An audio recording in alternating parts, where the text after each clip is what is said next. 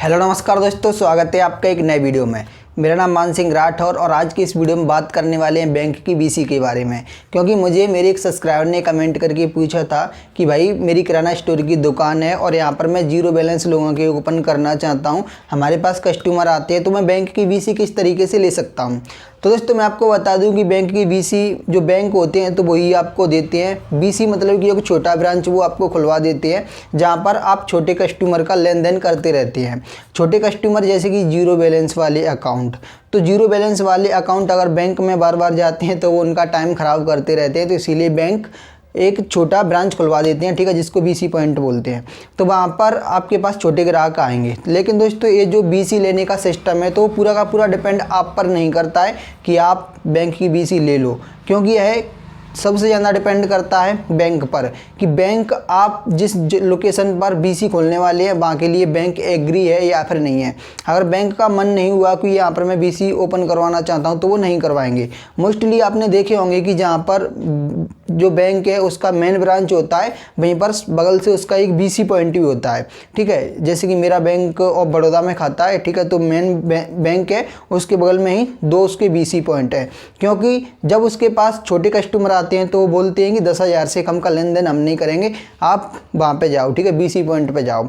तो इसीलिए अगर आप 3,000 रुपये निकालते हैं तो वो आपको बीसी पॉइंट से निकालने होंगे। बैंक वाले बोलते हैं कि नहीं, हमें टाइम नहीं ख़राब करना, आप वहाँ पर जाओ या फिर ATM से जाके निकालो।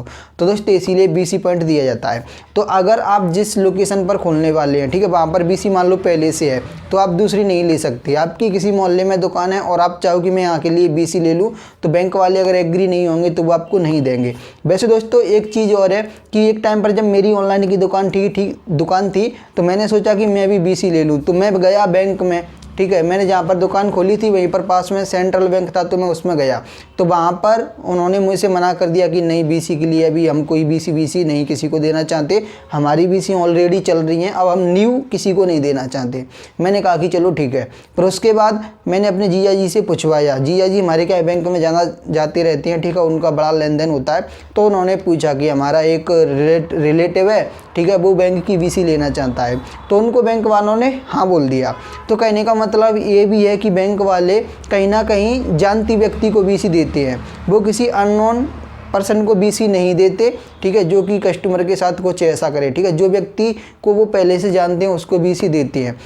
हालांकि यह पूरी बात सच भी नहीं है, ठीक है, लेकिन मोस्टली ऐसा होता है। तो दोस्तों अगर आपको बीसी लेना है तो बीसी लेने के लिए सबसे पहले आपको बैंक की ब्रांच में जाना है और वहाँ पे आपको पूछना है। अगर आपसे मना कर देते हैं और आपको ऐसा लगता है कि ये हमें दे नहीं रहे हैं, तो आप वहाँ पर किसी व्यक्ति को जानते हो, ठीक है, या फिर कोई दूसरा व्यक्ति जानता हो, तो आप उसके सपोर्ट से भी बैंक में जाके बात कर सकते हैं। और अगर आपको बैंक वाले बीसी देने के लिए रेडी हो जाते हैं तो सबसे पहले आपके पास बैंक की बीसी ओपन करने के लिए एक दुकान होनी चाहिए। दुकान का साइज़ 100 वर्ग फुट का होना चाहिए, 10 बाई 10 या फिर 8 बाई 12 का है तब भी चलेगा। इसके बाद आपके पास प्रिंटर, कंप्यूटर, ठीक है, और इन्वर्टर वगैरह ये सारी चीज़ें होनी चाहिए ताकि कस्टमर को कोई भी बाधा ना हो, वो आपके पास आएँ, आप उनका टाइम पर कर सको। इंटरनेट कनेक्शन भी होना चाहिए। तो ये सारी चीज़ें आती हैं, ठीक है, तो वो आपके पास होनी चाहिए।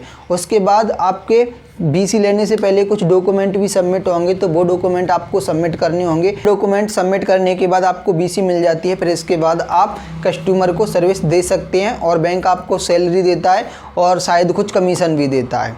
अब दोस्तों मान लीजिए कि आपको बीसी का पॉइंट नहीं मिलता है और आपके पास कस्टमर आते हैं सेविंग अकाउंट ओपन करवाने के लिए, तब आप क्या करोगे? क्या उनको वापस कर दोगे? तो दोस्तों आपको नहीं करना है, क्योंकि दोस्तों मैं आपको 3 एप्लीकेशन सजेस्ट करना चाहूँगा और इन 3 एप्लीकेशन को मैं काफ़ी टाइम से यूज कर रहा हूँ और यह मेरे ट्रस्टेड एप्लीकेशन बन चुके हैं। तो दोस्तों आप भी इनमें काम कर सकते हैं और इसमें बैंक अकाउंट ओपन करने के अलावा भी काफ़ी सारे तरीके हैं जहाँ से आप पैसा कमा सकते हैं। तो इन तीनों ही एप्लीकेशन पर मैं कंप्लीट वीडियो बना चुका हूं, तो आप हमारी वीडियो देख सकते हैं। तो इन तीनों ही वीडियो का लिंक इस वीडियो के डिस्क्रिप्शन में मिल जाएगा। पहले एप्लीकेशन के बारे में कंप्लीट जान लेना, उसके बाद आप इसमें अपना अकाउंट बनाना। और तीनों ही एप्लीकेशन बिल्कुल फ्री हैं, इनमें कोई भी हिडन चार्ज या फिर एक्स्ट्रा कोई भी चार्ज आपसे नहीं लगता है और जब आप चाहें तो इन एप्लीकेशन को आप डिलीट भी कर सकते हैं। और दोस्तों मैं आपको बता दूं कि यह तीनों एप्लीकेशन बिल्कुल सेम है, थोड़े थोड़े से डिफरेंट हैं। बस बात यह है कि सभी में आपको फाइनेंस से रिलेटेड प्रोडक्ट मिलते हैं, जैसे कि क्रेडिट कार्ड और बैंक अकाउंट, डीमेट अकाउंट और फाइनेंस से रिलेटेड और भी काफ़ी सारे प्रोडक्ट हैं,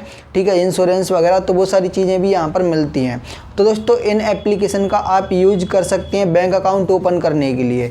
अभी आपको तीनों एप्लीकेशन में अकाउंट बनाना है या फिर किसी एक को सिलेक्ट करना है, ये डिपेंड करता है आप पर। क्योंकि अगर आप एक्सिस बैंक में अकाउंट ओपन करना चाहते हैं तो आप देखेंगे कि एक्सिस बैंक ग्रोमो में है या फिर बैंक साथी में है या फिर बनकोड में है। मान लीजिए कि आपके पास कोई क्लाइंट आता है, वो जुपिटर में अकाउंट ओपन करवाना चाहता है, ठीक है, फेडरल बैंक में, तो आप देखोगे कि जुपिटर के थ्रू फेडरल बैंक में अकाउंट आप किस एप्लीकेशन के थ्रू खोल सकते हैं। तो आपके पास जिस भी बैंक में अकाउंट ओपन करवाने के लिए क्लाइंट आ रहे हैं तो आप उनको यहाँ पर बता सकते हैं, ठीक है, आप उसी एप्लीकेशन को डाउनलोड कर सकते हैं और उनका बैंक अकाउंट ओपन कर सकते हैं। और दोस्तों यहाँ पर आपको एक चीज़ याद रखनी है कि आप जितने भी अकाउंट ओपन करेंगे तो वो सभी ऑनलाइन अकाउंट ओपन होंगे। तो आप किसी अनपढ़ व्यक्ति या फिर ऐसा व्यक्ति जो ऑनलाइन उस अकाउंट को हैंडल नहीं कर सकता, उसके अकाउंट आप ओपन ना करें तो बेटर रहेगा, क्योंकि आप उसको यहाँ पर प्रिंट निकाल कर पासबुक भी नहीं दे पाओगे। इसका जो पूरा प्रोसेस है तो वो ऑनलाइन ही होगा। और दोस्तों मान लीजिए कि कोई ऐसा क्लाइंट है जो अकाउंट ऑनलाइन हैंडल नहीं कर सकता, लेकिन वो आपसे अकाउंट ओपन करवाना चाहता है, उसको अर्जेंट नीड है, तो दोस्तों ऐसी कंडीशन में आप उसका अकाउंट ओपन कर सकते हैं और एप्लीकेशन के थ्रू आप उसका अकाउंट नंबर प्रिंट आउट करके दे सकते हैं, ठीक है। ऑनलाइन तो शो होता है ना कि ये इसका अकाउंट नंबर है, ये इसका IFSC कोड है, तो वहाँ से उसका आप प्रिंट आउट निकाल के दे सकते हैं। और दोस्तों मैं आपसे रिक्वेस्ट करना चाहूँगा कि अगर आप बैंक अकाउंट ओपन करके पैसा कमाना चाहते हैं तो आप ग्रोमो, बनकोड और बैंक साथी, इन तीनों के बारे में आप ज़रूर जानें। तो इनके वीडियो के लिंक मैं आपको इस वीडियो के डिस्क्रिप्शन में दे रहा हूँ। तो दोस्तों इस वीडियो में तो बस इतना ही था। ये वीडियो देखने के लिए आपका धन्यवाद।